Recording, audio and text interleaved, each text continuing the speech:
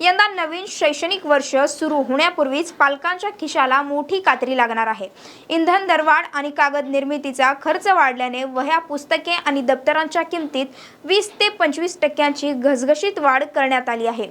दरवर्षी वह्या पुस्तकांच्या किमतीत 10 ते 15% वाढ होते, पण यंदा हा आकडा थेट 25%वर गेलाय। कागद निर्मितीचा खर्च वाढल्याने वह्या आणि अभ्यासक्रम पूरक पुस्तके महागली आहेत। त्यातच इंधन दरवाढीमुळे वाहतूक खर्च वाढल्याचा फटका गणवेश, दप्तर, जेवणाचे डबे आणि पाण्याच्या बाटल्यांनाही बसलाय। त्यांच्या किमतीतही 15 ते 20% वाढ करण्यात आली आहे। महागाई एका बाजूला असताना दुसरीकडे बाजारात पाठ्यपुस्तकांचा तुटवडा जाणवतोय। अभ्यासक्रम बदलल्यामुळे पहिली ते तिसरी इयत्तेची पाठ्यपुस्तके अजूनही बाजारात आलेली नाहीत। त्यामुळे अनेक पालकांना दुकानातून रिकाम्या हाताने महागाई घरी परतावं लागतंय।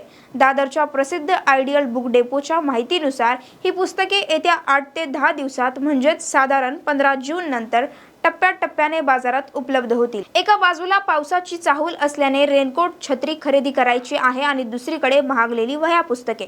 अशा दुहेरी संकटात सापडलेल्या पालकांना सध्या आर्थिक गणिताची जुळवाजुळव करताना मोठी कसरत करावी लागणार हे मात्र नक्की। अशाच महत्त्वाच्या अपडेट्ससाठी पाहत रहा .com महाराष्ट्र। त्याचबरोबर YouTube चॅनललाही नक्की सबस्क्राईब करा।